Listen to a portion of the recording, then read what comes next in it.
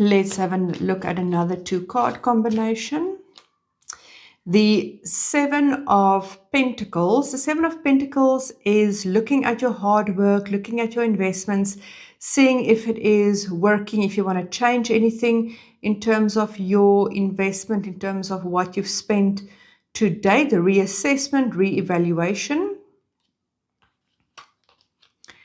Together with the Knight of Cups. The Knight of Cups is the knight with, I'm going to say the knight in shining armor, the one with the emotional, like the cup with the emotions in it. So it is, how are you feeling about it? Feeling your emotions, feeling a rush of emotions, looking at your investment. So I would definitely say that this is looking at your investment with your head and your heart.